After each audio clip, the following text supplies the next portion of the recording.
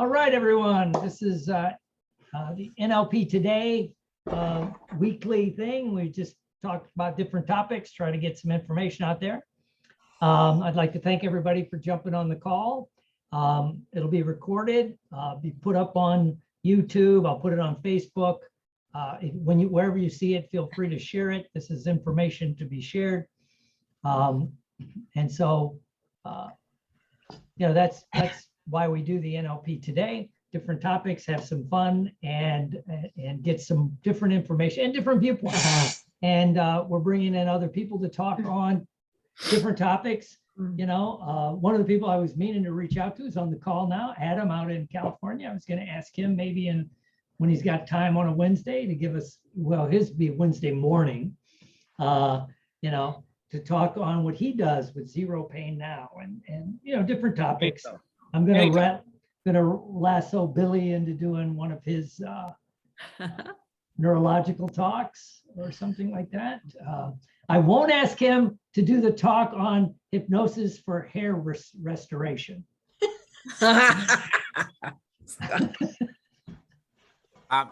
Will, I'm sorry. There are just limits to my imagination. I don't believe that. Yeah.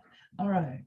All right. So today we're going to hear a talk on something I fell in love with actually I've been studying it because of post-traumatic stress stuff for a while. And I really escalated studying it when the lockdowns happened because we had time on our hands. So I took all these classes I could find on Poly Vagal theory. And Billy's kind of a historian in that area of how things change, and the work of Dr. DeBecker and a few others are shifting big time the whole world of clinical psychology and how they approach trauma and even addictions. It's now starting to show up in the addiction world. I mean, he talked about it from the beginning, but addiction counselors are talking about unresolved trauma could be why people don't recover from long-term addictions. For years they thought maybe it's connection, maybe it's something else, but now they're leaning toward it could be unresolved trauma from your childhood. And again, all trauma is personal. That's one of the great things I got out of a lot of those talks. It's not just combat, car wrecks, violent crime. It could be whatever it could be. Not nurtured, not supported.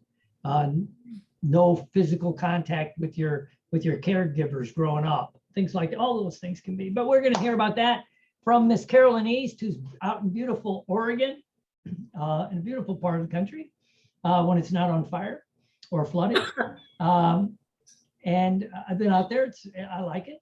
In fact, Christina says it's one of the favorite areas that she's been to, and she's been in all 50 states and every province of Canada when she was with the circus. So she's actually got to visit every place. But Carolyn's been studying this and really getting into it and sharing with it how we as hypnotists and NLPers and therapists in general can use this material in the easiest possible way. So I'm going to make Miss Carolyn a co-host if she wants it. Okay. Okay, so I can screen share now, right? Yes, yeah, it's yours. And so let me introduce Carolyn, then I'm going to mute myself and just watch with the rest of you. So help me welcome Miss Carolyn East from Oregon. Yay. Yay. Okay. Thank you so much. Oh, all right. Actually, I feel pretty important now. Okay, here we go. Let's see. This is the hard part for me, is the screen share. The technical stuff is, there we go. Okay. There, look at that. Rick is my wizard of ops. For those of you who don't know, Rick is my husband. And without him, you would not be looking at this screen right now. He has taught me everything I know, and this is it. Pushing buttons. Okay, polyvagal theory. Today, what I want to do is share with you what I've been studying and researching, and I continue to do so because as Dr. Will was saying, it's just so fascinating. So I started playing with, as I was learning about polyvagal theory, how I could take polyvagal connection exercises, and I'll get into that a little bit later, and blend it and really fuse it with NLP and hypnosis to try and get the best possible results for my clients. So that's the crux of what all of this is today. Here's a look at what I am planning on the agenda. I have objectives for you, my presentation objectives, and then after that, I want to talk about the 3 essential elements of polyvagal theory. And this is from the standpoint of those of us who are doing the work, the therapists, the coaches, the psychologists. Then we're going to get into what polyvagal theory actually is. Now, this is only a 1-hour presentation, so it's a very topical overview. And then I'll move from there. Once you know a little bit about polyvagal theory, we're going to take that and actually apply it. And I'm going to show you what I did using a couple of exercises that I chose and how I applied them in 2 different case studies. Okay. So we're going to look at the importance of context, choice, and connection for client therapy. The definition of polyvagal theory and its relation to the autonomic nervous system, how the autonomic nervous system works. We're going to define co-regulation and neuroception because those are terms specific to this polyvagal theory presentation, and they are terms that were coined by Dr. Stephen Porges, who's considered to be the father of polyvagal theory. Then we'll discuss the hierarchy of the 3 biological pathways of response. And I'll present the 2 exercises and discuss the 2 case examples applying the fusion of polyvagal theory with NLP and hypnosis. Little bit about me real quickly is that, and excuse me, I'm going to click on this for a minute. There we go. Little bit about me is that I live and work in Beaverton, Oregon, which is a little suburb of Portland. And it's, as Will was saying, it's just gorgeous here. My background in education is in social work. I double majored in social welfare and corrections. So I have a really strong background in criminal justice, psychology, and social welfare. I am a certified hypnotist and also certified in NLP. I spent many years working in animal-assisted activities, animal-assisted therapy, and animal-assisted crisis response. That was all volunteer work. Let's see, I'm also certified in disaster and terrorism, behavioral health response through the Office of Mental Health and Addiction Services with the Oregon Department of Human Services, and I'm FEMA certified. And what's going on here? I'm stuck. Okay, my Wizard of Ops, I need you. For some reason, oh, there we go. Okay. This is my contact information. So should we have questions that come up after today's presentation, if you're thinking about it and you want to reach out to me, this is how to reach me. And I want to start off also by acknowledging and giving credit to all of those who have given me this information. I didn't come up with this stuff. I'm just passing it along. So credit for polyvagal theory subject matter. Dr. Stephen Porges, again, and Deb Dana, I believe, is a colleague of Dr. Porges.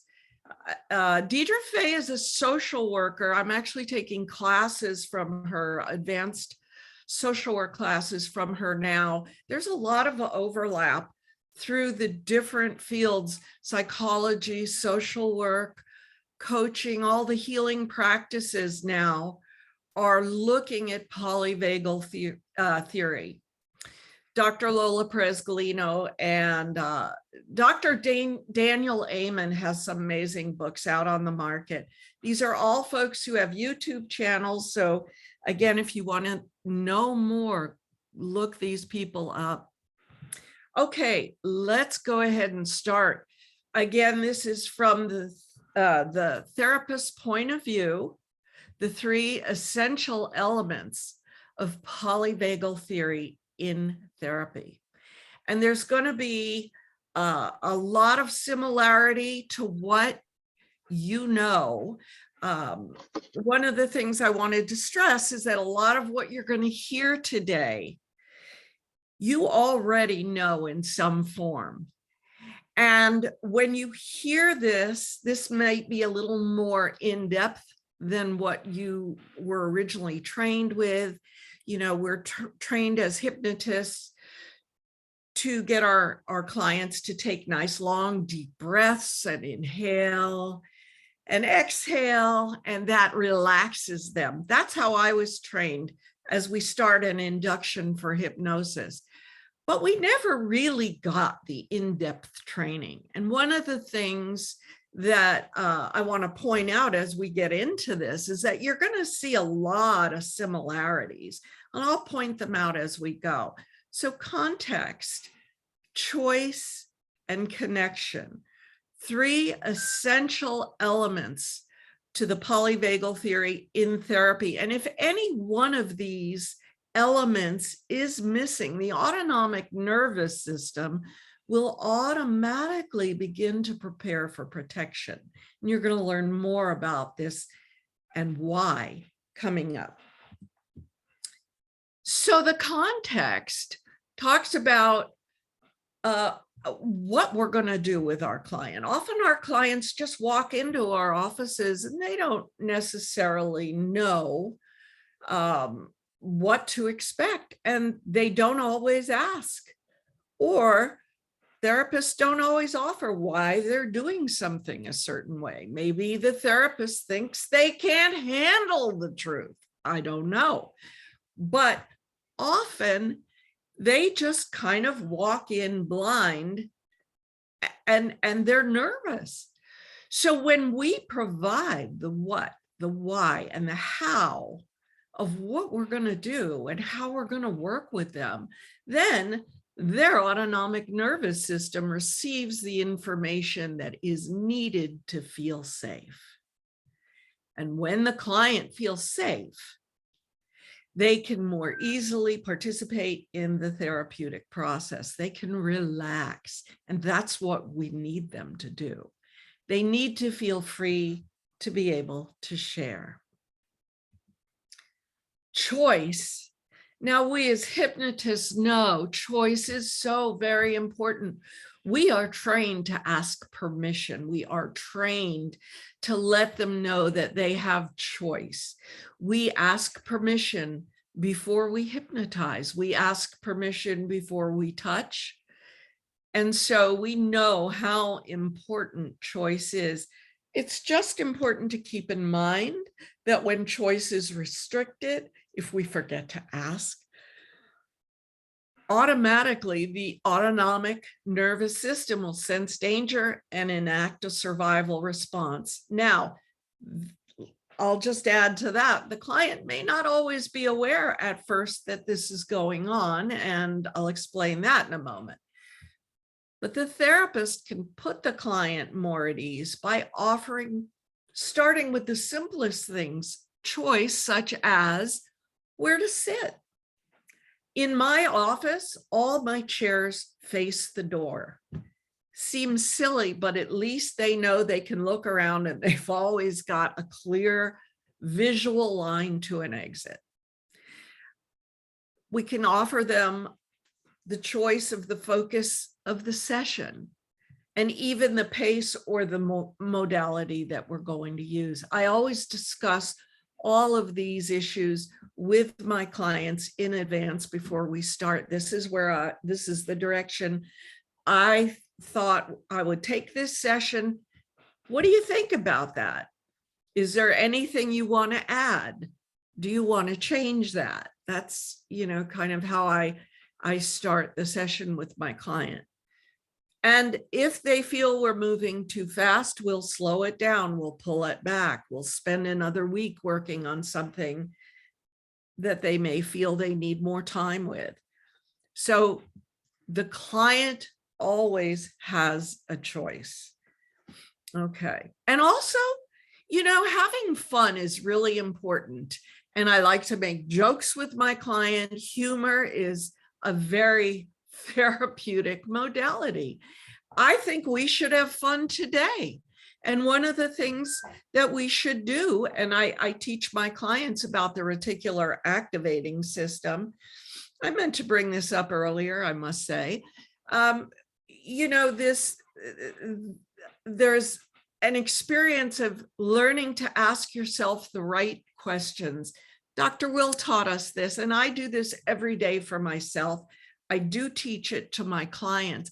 Let's ask questions in a way that the answer would evoke a positive response.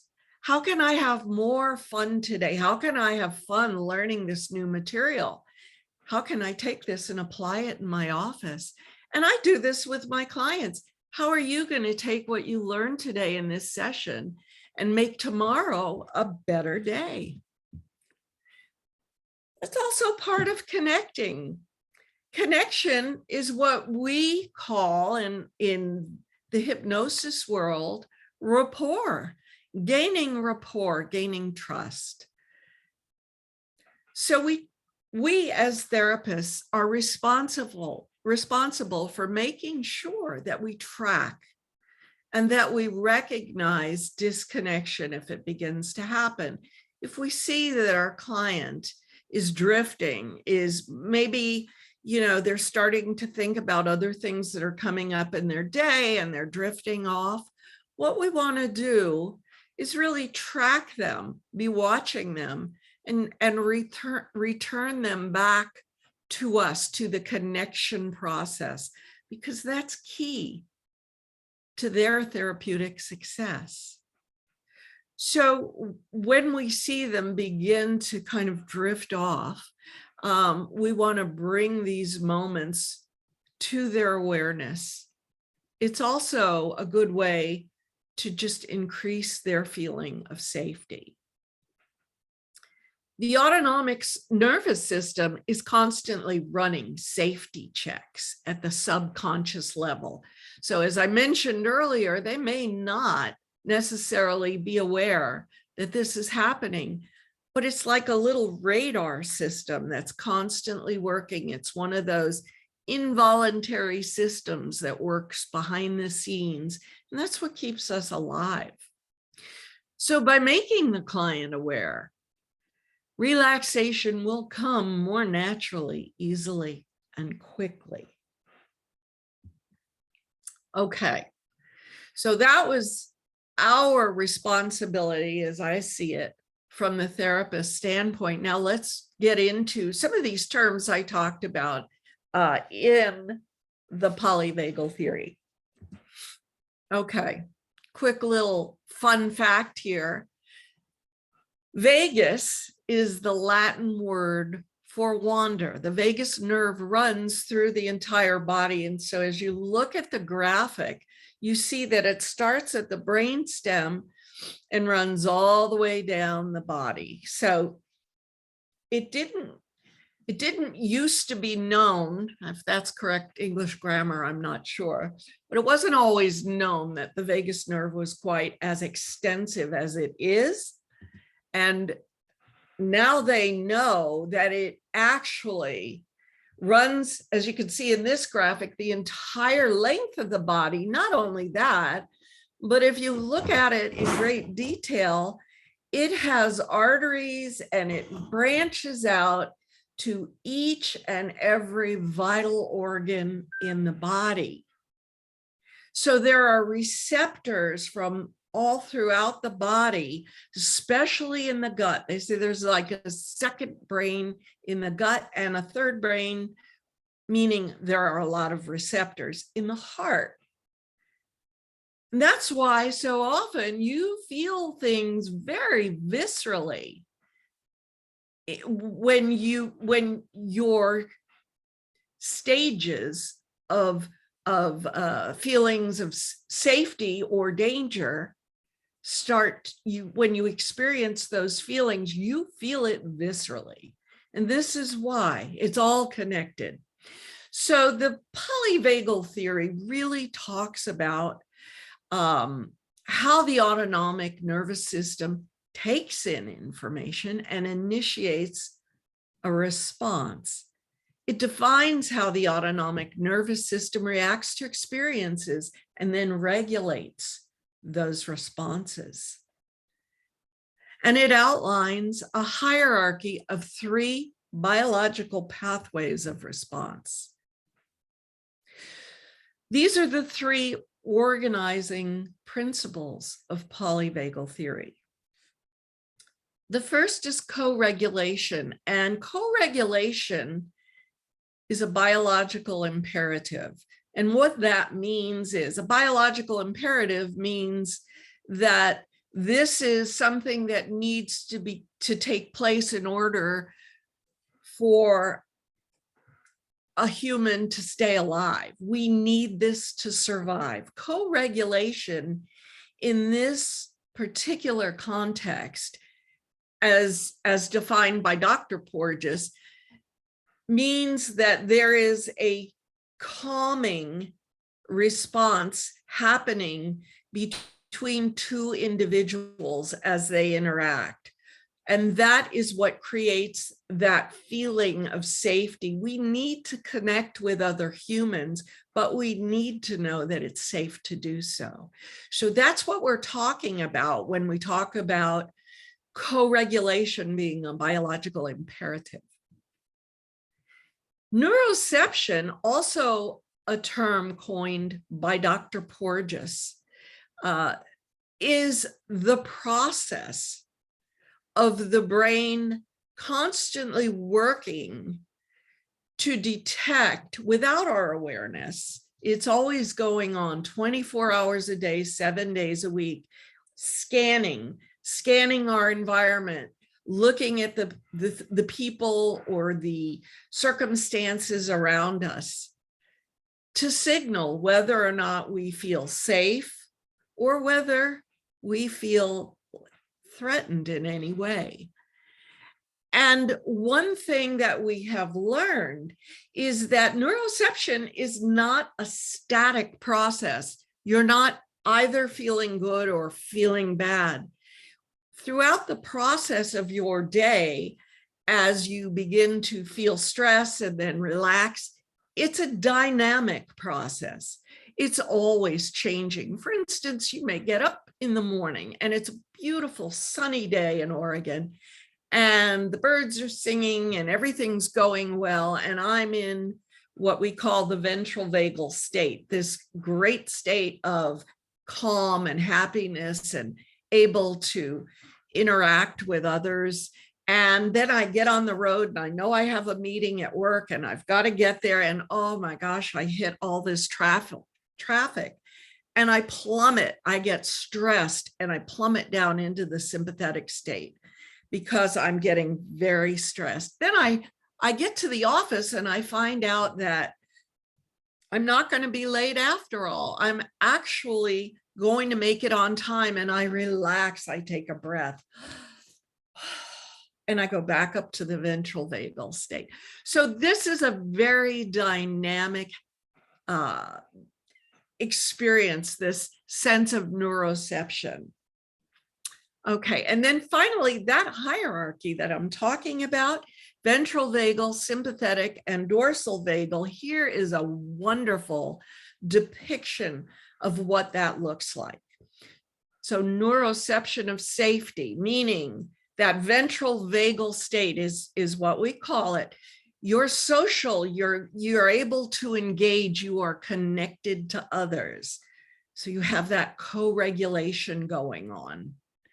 Neuroception of danger, sensing danger, is when you're going into that sympathetic state. You're preparing to mobilize. take action, fight or flight. Okay, so literally in those states, your body functions are changing. Your heart rate may be going up and your blood pressure may be going up as you go into the sympathetic state. It comes down in the ventral vagal state.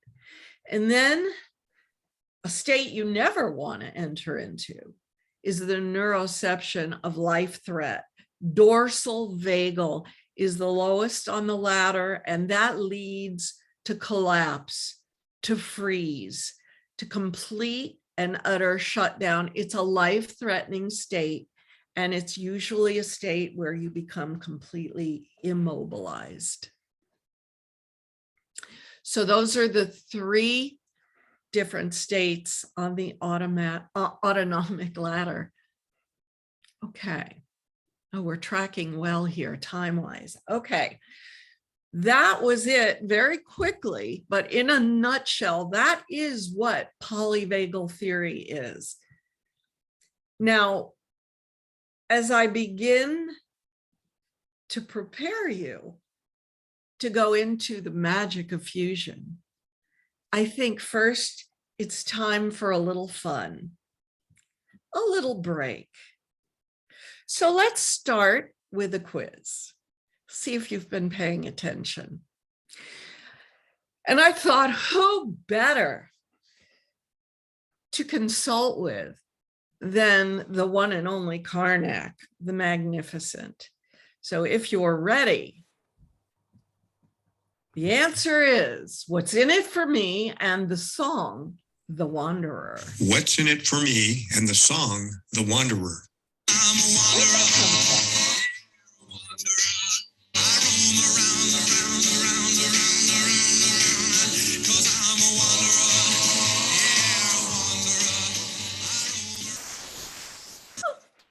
Makes me want to dance.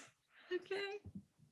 And the question is, what are Polyvagal's high school motto and fight song?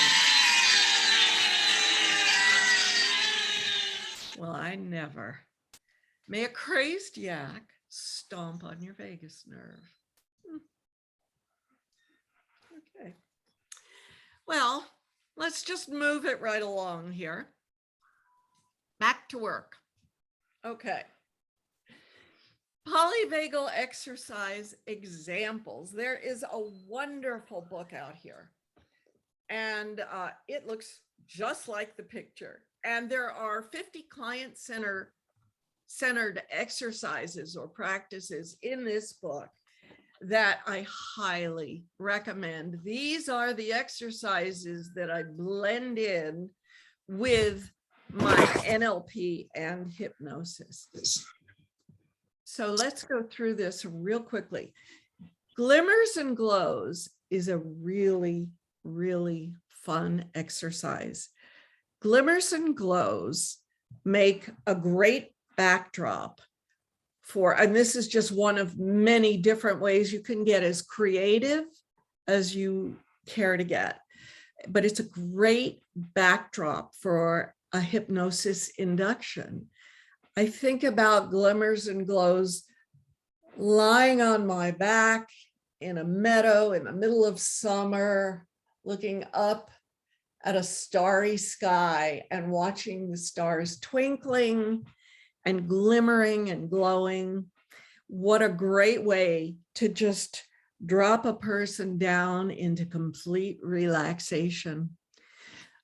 But there are so many other applications, so many other ways too, to use those glimmers and glows. And one of them is to look at the glimmers and glows as those little tiny miracles that you come upon unexpectedly throughout your day.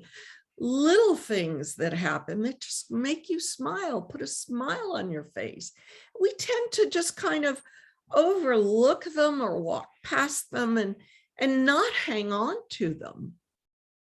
But when you're having a tough day, if you have a treasure chest filled with these glimmers and glows that you can draw upon and pull out and just kind of remember that there was good in your day, something to lift you up, things that just light up your neurology. So think about, with your client, creating this treasure chest and collecting. You know what I do is I give my clients a little notebook and I say, you know what, just when something strikes you or something happens that makes you smile, jot it down so you'll remember it. Fill up that treasure chest with glimmers and glows, because you're going to need it. You're going to need it at some point. And then you've got like this bank account of smiles to draw upon. So that's how I use glimmers and glows. And I'll explain that a little more as we keep going, how I used it with a client. It works out really, really well. The treasure chest, by the way, the treasure chest concept also is mentioned in the book Can't Hurt Me by David Goggins. He did that. He created a treasure chest of victories and powerful moments that he could draw upon when he was feeling low or feeling defeated. So it's not new. It's been used, and it's just a great one to pull into your tool set to help your clients. Okay, shaping your story through sound. This is a good one. I think we don't often realize that when we communicate with people, words, the actual words in the message that we convey is only 7% of the message, but tone and cadence and body language are really the essence of the message. That's what people look to. That's what people read. So the tone and cadence of the spoken words can greatly influence neuroception, the feeling of whether or not you feel safe or you go into sympathetic mode. And sound, for instance, you could drop straight down to dorsal vagal if you hear gunshots. Would you not? That's very possible. But tone and cadence and the way they're heard and the way they're read determine whether you feel like someone is being aggressive or whether you feel like they're words of friendliness. So tone and body language also often communicate different meaning than the actual words. The look on a person's face. And that's where masks right now are really difficult to see a person's face. You can't see a smile. Maybe if you see, you know how to read the eyes, you can tell if someone's smiling. But overall, the masks, I think, affect a lot of people's sense of neuroception because it's confusing right now, not being able to see a person's whole face. And message intention can also be misinterpreted if the tone and body language cannot be perceived. And that's why I myself do not really care for text messaging and email, because I read words and I can't put anything behind it. And often people misinterpret messages that, in ways that they were not meant to be interpreted because of that. So just, know that all three things, words, tone of voice, and body language, are all essential in creating a sense of safety. Okay, so let's talk about how I actually infused these two exercises with my clients. Client number one is a 14-year-old. She's just now started her freshman year in high school. she was experiencing severe, very severe IBS symptoms. And her parents took her to 2 different gastroenterologists. She went through test after test after test, and it was determined that her digestive tract is completely healthy. There was nothing wrong medically, that this severe IBS, which came on very suddenly in the midst of the COVID crisis, it started a year ago, last June, so about 3 months into COVID, was completely due to the onset of extreme stress.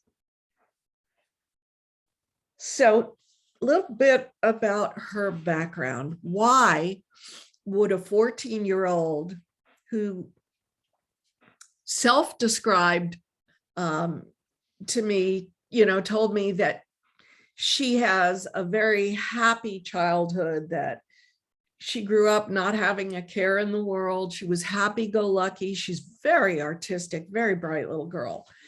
And in June, all of a sudden, this started. Well, that was really perplexing. And, I'm working with her parents as well, and they're wonderfully engaging parents. She comes from a great home.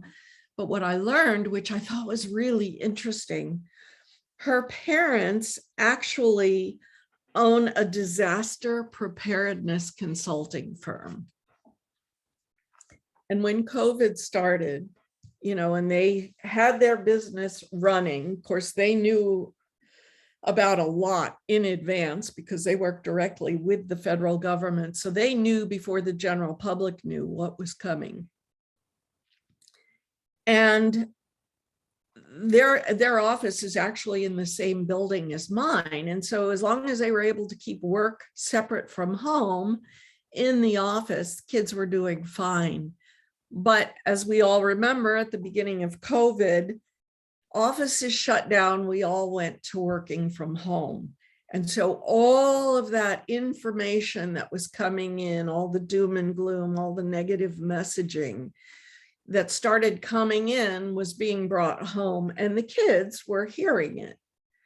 And one of the parents happened to be a high risk. This was before vaccinations were available.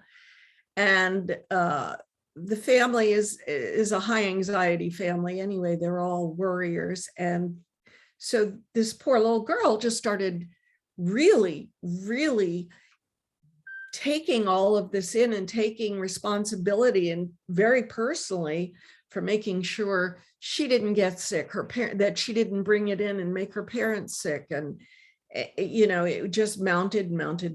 So that's a little bit of the backstory and why she was so severely affected. So we started with glimmers and glows. We needed to start calming her down and getting her to a point where she could see that she actually was safe, and looking for the parts of her day that reinforced that fact, that would make her smile, the little things in her life. At the same time, remember, schools had shut down, so she became isolated from her friends. She no longer had a social life, and she's locked in a house all the time where it seems to be nothing but bad news. And so it got to the point where her case for a while was escalating, and she became afraid to eat, because if she ate, she'd have an IBS episode.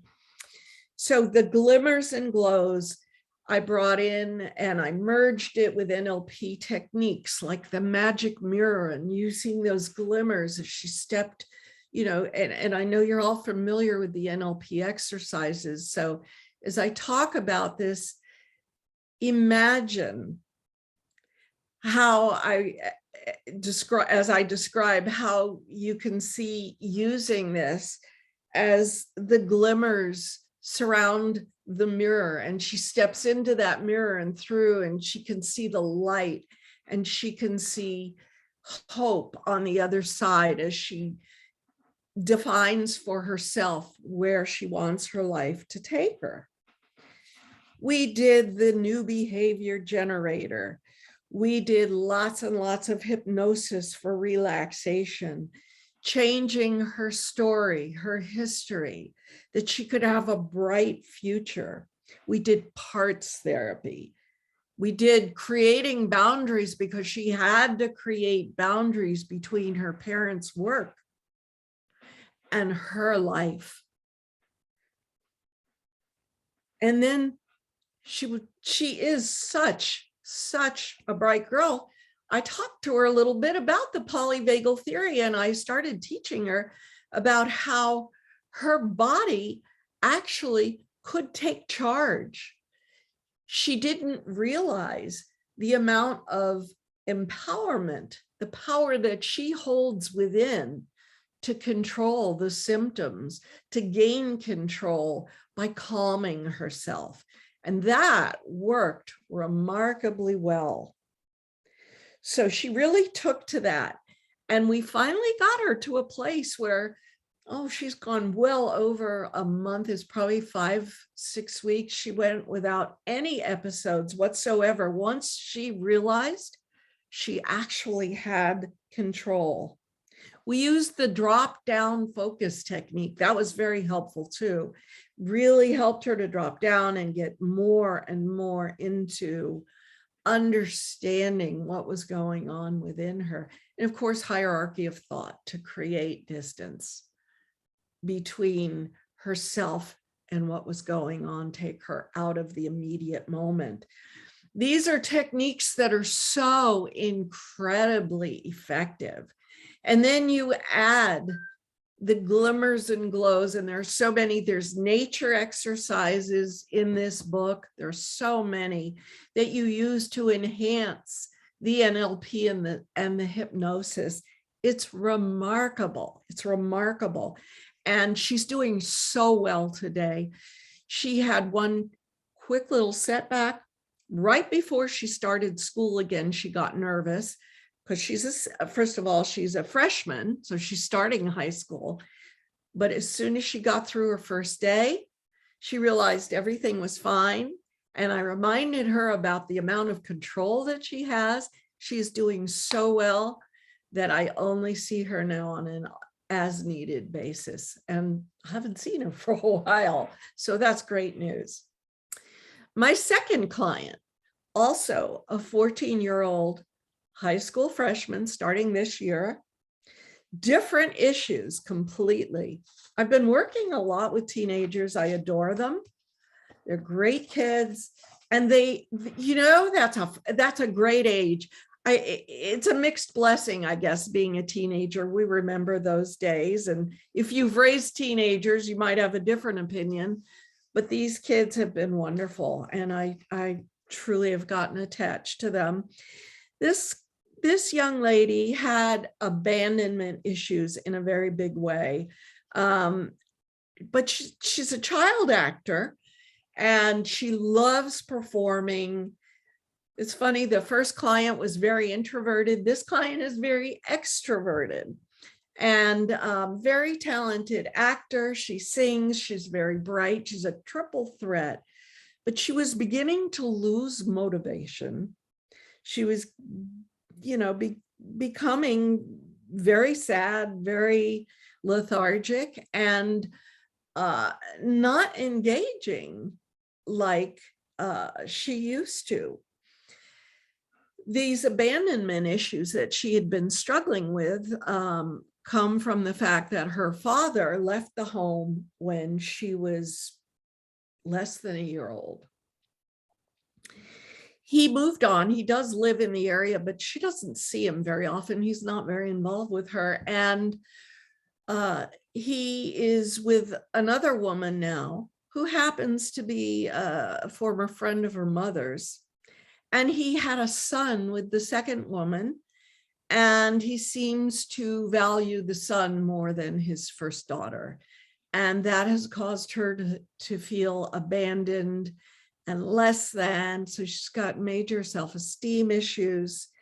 And so with her, because what I was hearing consistently from her was the messaging.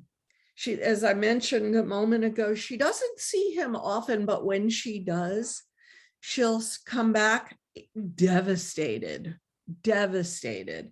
And, you know, she would say, my father said something to me and it was very aggressive. And he doesn't love me the way he loves my brother. And, you know, so that's why I chose in that one, in addition to glimmers and glows, I use that for her too. But that sound, cadence, and tone exercise was really important for her to be able to take that and merge it, especially with hierarchy of thought, because it helped to put distance between herself in the situation by taking something he said, this is what I had her do, and repeat the message in different cadences, different tones. Make it funny. Say it in a high-pitched voice. Say it in an angry voice. Say it in a medium tone voice. And listen for how you interpret it. Each cadence, each tone sounds very different. Can we make it funny? Can we take the sting out of it?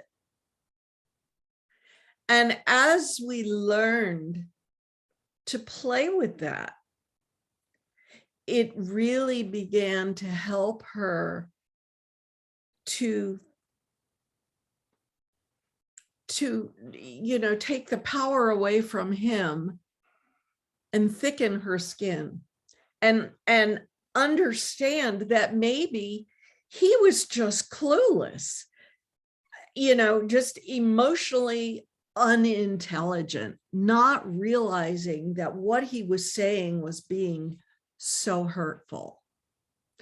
So that's how I applied the sound, cadence, tone exercise. Also, we did the NLP reparenting and rewriting your history, because she did not have to allow him to define who she is. And she certainly did not have to allow him to make her feel less than. There's also another really great exercise. It comes out of a book called From Heart of the Mind by Connie Ray and Steve Andreas. And they are some of the original founders, part of the original group of founders of NLP. They worked with Richard Bandler and John Grinder. And that exercise is called Responding to Criticism. So I highly recommend that. It's a really wonderful exercise. And I encouraged her to assert her voice, find her voice and assert it respectfully. And I told her, I said, you don't have to allow your father to make you feel that way. You have every right to stand up for yourself. You're a bright young lady, and you tell him how he's making you feel. Just do it respectfully. And so that was a large part of how we tracked on that one. She has graduated. She's gone on. She's doing great in school. I heard from her mother. And she's also on an as needed basis. She'll come back when she needs me, but I haven't heard from her for a while. So I am thrilled. That's the way I like to see it. So I'm going to move on now. I know I went really quickly, but we are running low on time. And I do want to just sum this up real quickly. We talked about the context, choice, and connection and how important they are. We talked about polyvagal theory, talked about the multiple ways the autonomic nervous system works. We talked about the 3 organizing principles driving the autonomic nervous system and the hierarchy of the biological pathways. And I talked about very quickly, but I hope you got a feeling, a good feeling for how you can easily blend these polyvagal connection exercises very naturally with NLP and hypnosis, and it creates a really organic healing experience for our clients. So at this point, I do, for the last few minutes, want to open it up to questions. Here are my references. I want to say thank you so much to Dr. Will and Captain Billy, because the two of you introduced me to polyvagal theory, and I love it. I love it. I love it. And whoops, again, my contact information. So if you think of something after the presentation today, please feel free to reach out. And at this point, I'm done. So I do want to, I'm going to stop the screen share so that I can see you all and answer any questions you may have. There we go. Thank you, thank you, thank you. It was fast, but I really hope you were able to glean some good from it.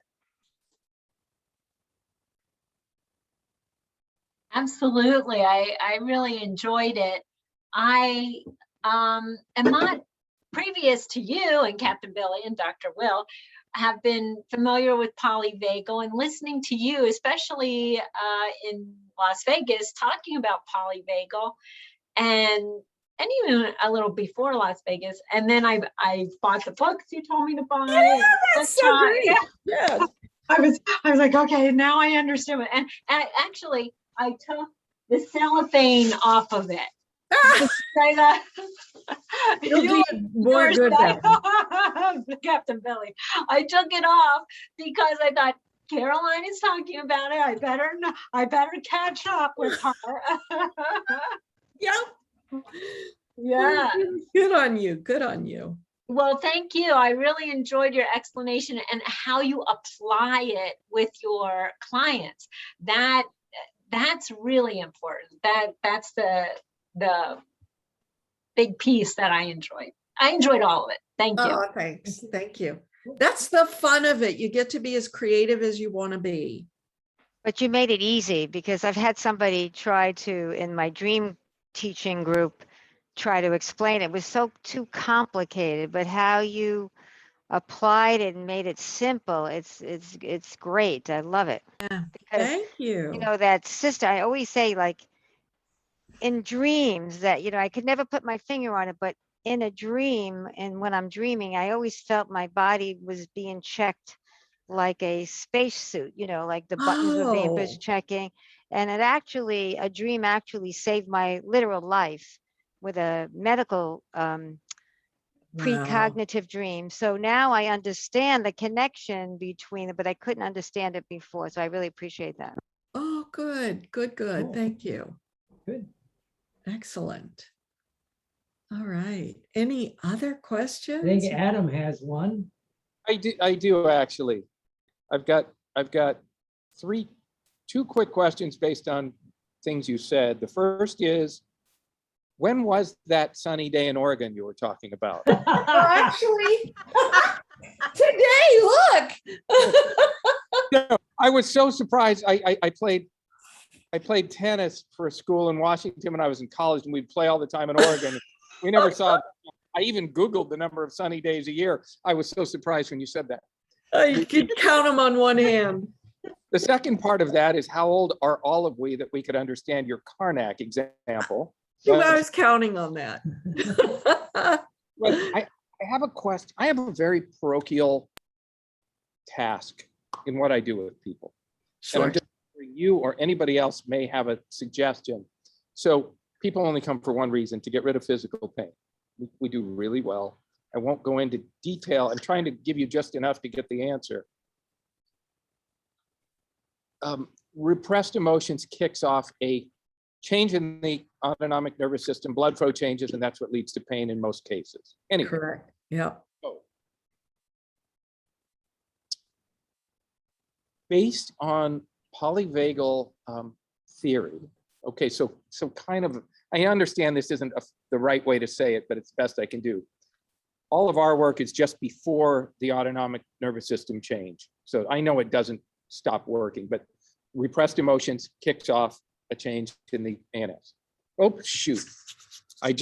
Shit.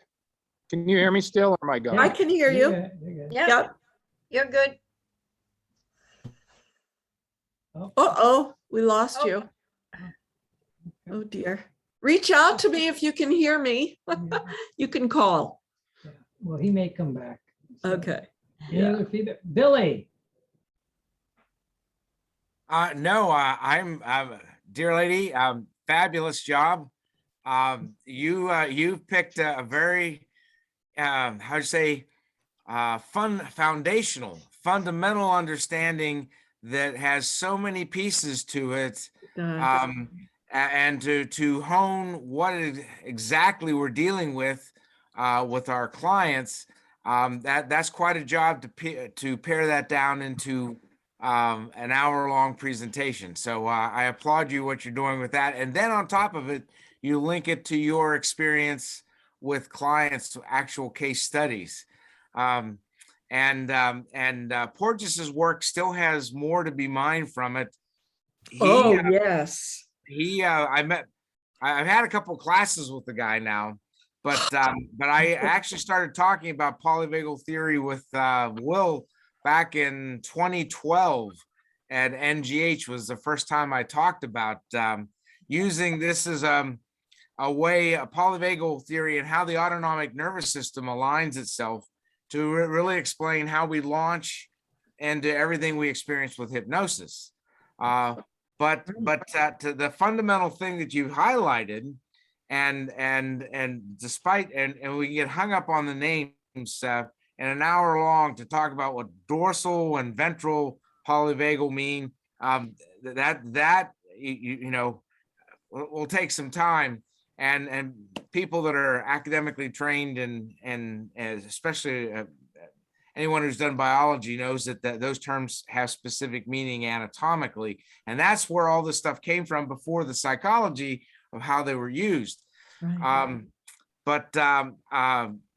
What you've done there and linking that to how you actually have helped these clients, I applaud what you're doing, and I can't wait to hear you talk about this again.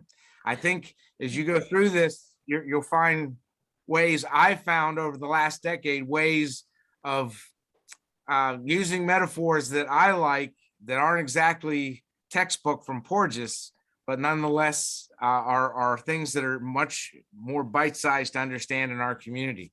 But I need to pipe down and give this back to you, because this is really really your show. No, this was fun, but thank you for the feedback.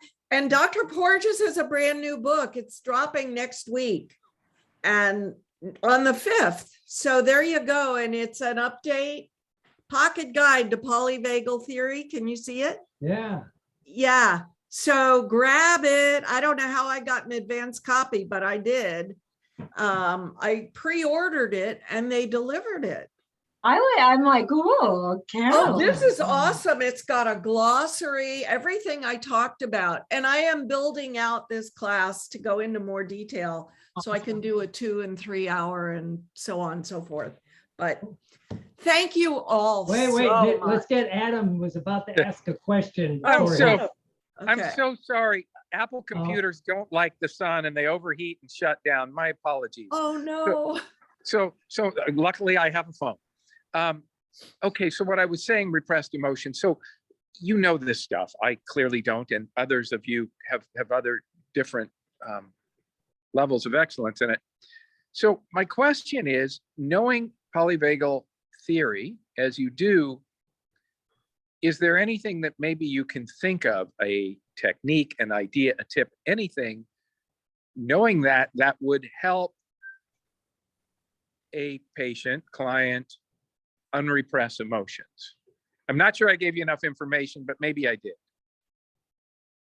Say that again. An idea that would help. Well, our job, if repressed emotions kicks off a change in the autonomic nervous system, Right. our whole job is really to help them unrepress the emotions that start that process that leads to physical pain. Gotcha. So clearly, polyvagal has a deep play with the autonomic nervous system.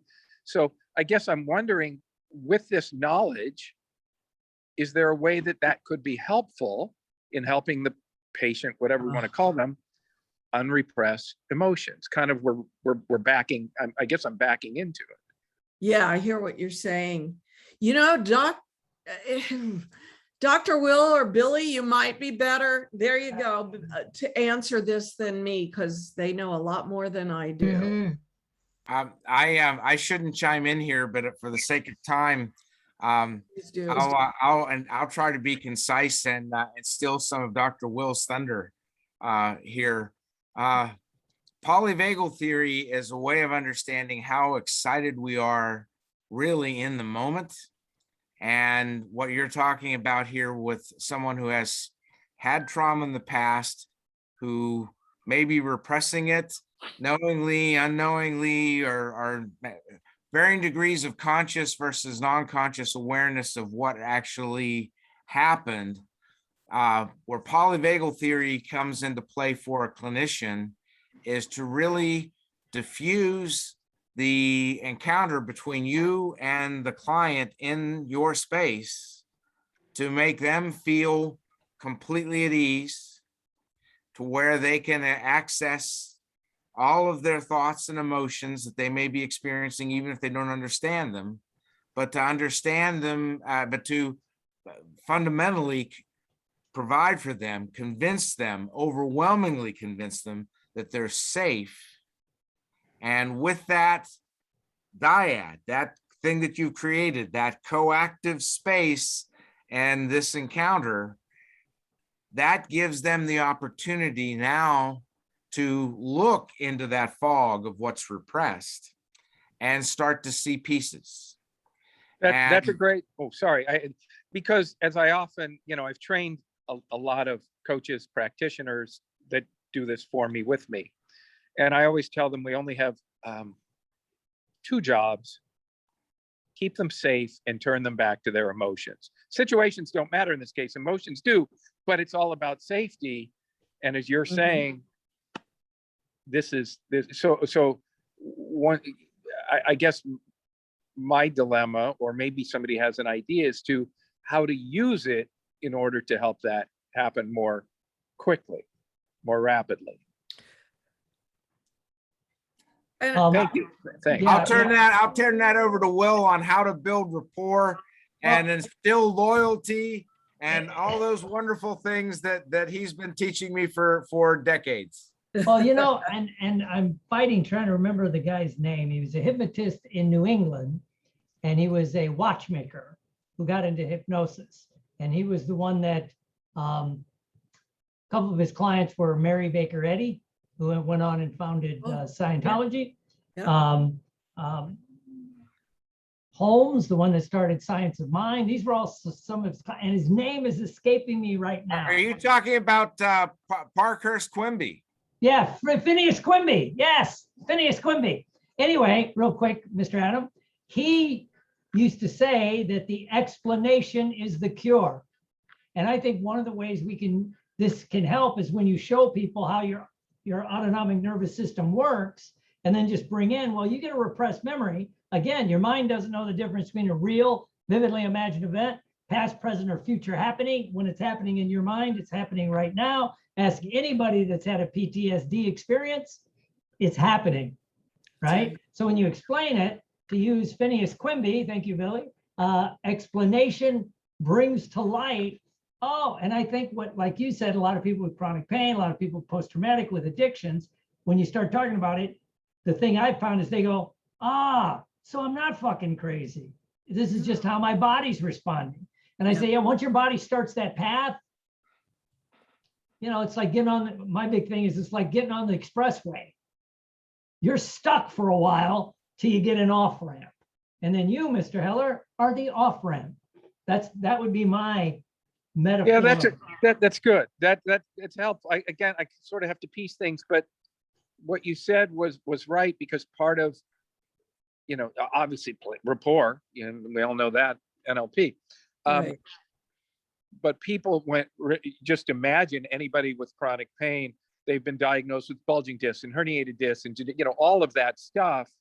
And so we're making a rather large jump to it originates psychologically in the brain, psychosomatic, psychophysical, whatever words. So their first thought is, you know, it's all, you're saying it's all in my head or I'm crazy. So what you just said spoke to that and can be very well and can be super useful in creating, I'm just thinking, creating that rapport and diffusing their skepticism or their autonomic response so that the process can begin. So that's really helpful. Thank you. All Well, right. and the advantage to the explanation, I believe, is that, you know, when you're teaching them how their body is working and it's happening without them even knowing it, it's there to keep them alive. As they begin to understand that and they realize that they're not crazy, it's a scientific process that they can learn to gain control over, is really, really important for the healing. Oh, yeah. And it's beyond your conscious awareness. You know, Right. It's like the radar system on a ship or Exactly. or all that. It's like, it's way out into the scanning the horizon. So good stuff. Yeah. All right, everyone. Thank you. I'd like to thank a big round of applause for Miss Caroline E. Oh, thank you. It was fun. All right, Very good. very good. Excellent. right, Thank you uh, so much. This will Thank be- you again. Thanks And for this will be listening. posted on the NLP Today Facebook page. I'll send, Great. it'll be on a YouTube thing. When you see it, pass it around. And Miss Caroline, for you too, I'll upload this into Vimeo and then give you the link so you can download it. So you can put it wherever you want. Thank you. Appreciate it. Yeah. Billy. Yes, those of you that I've known here for years know that I have a really checkered past, not only being a psychologist, but I actually started out 4 decades ago. I'm being generous there, 4 decades plus, in a field that now has become quite prominent called neuroscience. And here, I'll put this in, I hope that goes through. I don't know whether there's a What is link that? at Wow. 3 p.m. today, my time, which is like in just under 2 hours. John O'Keefe, you can look for it on YouTube. That's supposed to be a YouTube link, but it's giving me more than what I got off of Ooh. the email. John O'Keefe won the Nobel Prize in 2012 for his work in neuroscience, understanding how brains encode their place in the environment, mammalian brains, largely rat brains. And they've extrapolated all that to humans, of course. But along with that Nobel Prize, he won the Kavli Prize, which some of you may not have even heard of, but they were founded in 2008 to complement the Nobel Prizes, because Nobel Prizes were founded a century ago with the funds that Nobel got from making dynamite and munitions. He wanted to do something to help the world. But the Kavli Prize was endowed to provide a similar $1 million or now $1 million plus in prize to scientists that work in areas that weren't around then. They are astrophysics, looking at the largest expanse of the universe, nanoscience, which is looking at the extreme smallest, and neuroscience, which is looking at what we think the human brain being the most complex thing that we know that we've encountered, because we really don't know the full expanse probably. But it's the instrument we use for looking at the low end. So he won the Kavli Prize, which is another $1 million prize that he shared with someone here. And also in, I think it was in 2014 as well, for his fundamental work in identifying place cells and how the hippocampus is involved in mapping. So I don't know what all he's going to talk about today, but I used to have an important position being a government scientist. So Carnegie Science Endowment still sends me links to it. So I have a Zoom link that they sent me that they think I might ask questions. I can't imagine that I'm going to ask this guy questions. But nonetheless, they gave a YouTube link, which will let anyone come in and view it today. And Dr. Will, I realize you're still recording this. You're gonna have to, probably should have killed that or chopped this off for Miss Caroline.